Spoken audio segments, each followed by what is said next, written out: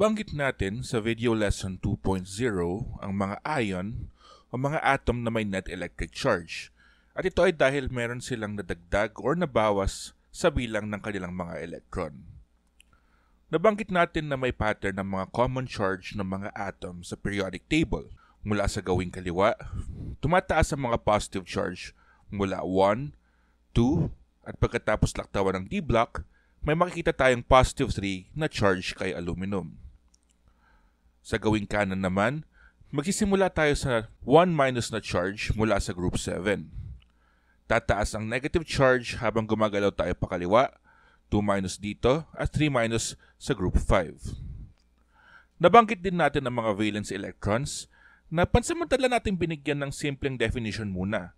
Sinabi natin na sila yung mga electron na ginagamit ng mga atom sa chemical bonding. Nabanggit din natin na may pattern ang mga bilang ng mga valence electrons sa periodic table. Mula sa group 1, tumataas ito hanggang umabot tayo sa group 8.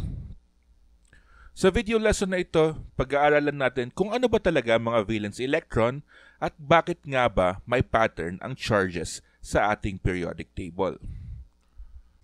Ngayong napag-aralan na natin ang quantum mechanical model ng atom, maiintindihan na natin ang totoong definition ng valence electrons bilang mga electron na nasa s and p orbitals na may pinakamataas na energy level. Para mas maintindihan natin, subukan nating bilangin ang mga valence electrons ng mga sumusunod na atom batay sa kanilang mga electron configuration. Kay aluminum, ang highest energy level ng mga orbital sa atom na ito ay 3. Kabilang sa energy level na ito, ang s and p orbitals na ito. Yung 3s subshell daw ay may 2 electron at yung 3p subshell ay may 1 electron, giving us a total of 3 valence electrons para kay aluminum. Kay sulfur naman, 3 din ang highest energy level ng mga orbital nito. Yung 3s ay may 2 electron, yung 3p ay may 4 na electron, kaya in total may 6 na valence electrons ang isang sulfur atom. Kay sodium, ang highest energy level niya ay 3 rin. In this case, meron lang siyang isang valence electron dahil isa lang ang laman ng kanyang 3s subshell. Kay iodine, ang highest energy level nito ay 5, kaya bibilangin natin ang 2 electron sa 5s at 5 electron sa 5p subshells, giving us a total of 7 valence electrons para kay iodine. Hindi natin isasama ang mga electrons sa 4d orbital dahil nasa mas mababang energy level ito. Kay cesium naman na may highest energy level na 6, mayroon siyang 1 valence electron. And by doing the same process, makikita natin na bromine atoms have 7 valence electrons and nitrogen atoms have 5 valence electrons. Isa sa mga sinaunang phenomena na naobserbahan ng mga chemist ay ang non-reactive property ng mga noble gases na sina neon, argon, krypton, xenon at radon. Tinatawag na noble gases ang mga elemental substance na ito dahil hindi sila nagre-react sa kahit anong uri ng matter. Nang ma-formalize ng mga chemist ang konsepto ng valence electrons, may napansin sila sa electron configurations ng mga noble gas na ito. Lahat sila ay may 8 valence electrons. At dahil dito napag-aralan lalo ng mga chemist kung ano ba ang batayan para sa stability ng mga atom. Dito nila na-formalize ang octet rule o ang observation na nagiging stable ang mga nuclide kung nagiging 8 rin ang mga electron na nakapalibot sa kanila, tulad ng mga noble gas. Maliban kina hydrogen at helium na nangangailangan lang ng 2 electron para maging stable, at kay boron na nangangailangan lang ng 6 na electron para maging stable. Tignan natin ang consequences ng octet rule sa isang atom. For instance, kay chlorine. Ang isang chlorine atom, ayon sa kanyang electron configuration, ay may 7 valence electrons. 7 na yan. Isa na lang ang kulang, stable na siya ayon sa octet rule, di ba? So naturally, si chlorine ay handang tumanggap ng 1 electron mula sa mga electron donors sa paligid nito. Pag nangyari ito, si chlorine ay magiging stable na dahil wala na ang kanyang valence electrons. Higit pa dyan, chlorine develops a negative charge na 1-. Ito ay dahil mas marami na ang mga electrons nito kaysa sa mga protons. At dahil dito, may net charge na ang chlorine atom na 1-. Ngayon tingnan naman natin lahat ng kagrupo ni chlorine sa column nila. Lahat sila ay mayroon ding 7 valence electrons.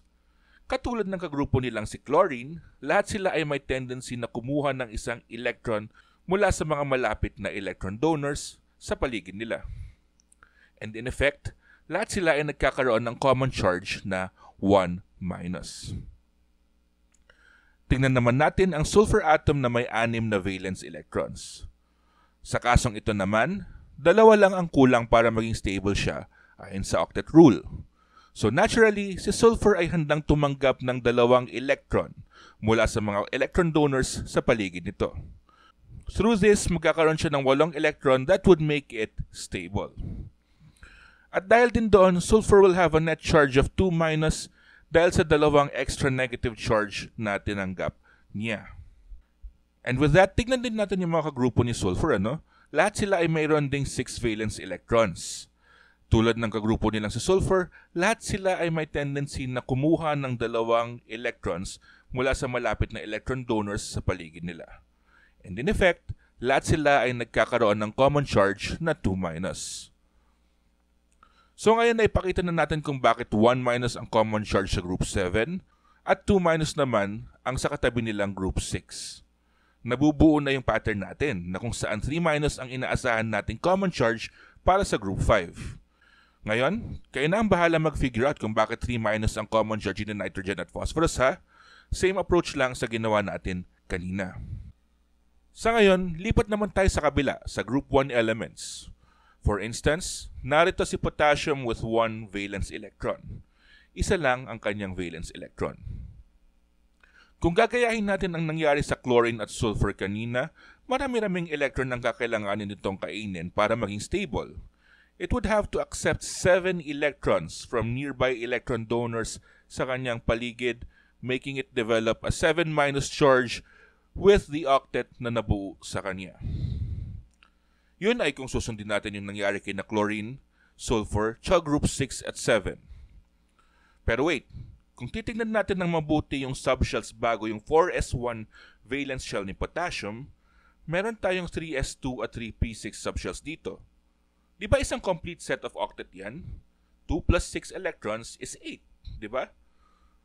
Well, since iisa lang naman ang laman ng 4s, pwede naman sigurong ipamigay na lang ni potassium yung nag-iisang electron na ito para maging valence electrons niya yung nakatagong octet sa 3s2 at 3p6. In doing so, potassium is left with a 1+ charge dahil sa electron na umalis sa kanya. Nawalan siya ng negative charge, kaya natira sa kanya ay positive charge. Now, between these two options, ano nga ba ang mas may sense na mangyari? Yung mag-accept si potassium ng 7 electrons o ipamigay na lang yung nag-iisang electron niya sa 4s? Mukhang mas sensible naman itong second option, di ba? Para nga hassle masyadong mangolekta ng 7 electrons. Kaya ayun, 1+ ang common charge ni potassium. At siguro nahulaan nyo na rin na ganyan din ang mangyayari sa mga kagrupo ni potassium. Mas madali sa kanila maging stable kung magle-let go sila ng kanilang isang valence electron kaysa maghanap ng 7 electrons pa. And in doing so, ang common charge ng lahat ay 1+. At dito nagsisimula ang series ng common positive charges. Ayon sa pattern, 2+ ang magiging common charge sa group 2, and after crossing the D block, si aluminum daw ay may common charge na 3+. And again, kayo na ang bahala mag-figure out kung bakit ganyan ang mga common charges nila ha. Giyahin niyo na lang yung ginawa natin sa group 1 and you will be fine. And ayun na nga, mas nakilala natin ang behavior ng mga atom dahil sa octet rule. Nakilala natin kung alin ang mga madaling tumanggap ng electron, nakilala naman natin bilang mga non-metal, at yung mga madaling magbigay ng electrons, nakilala naman natin bilang mga metals. Higit pa dito, may consequence din ng octet rule sa chemical bonding na tatalakayin natin sa chapters 3 and 4.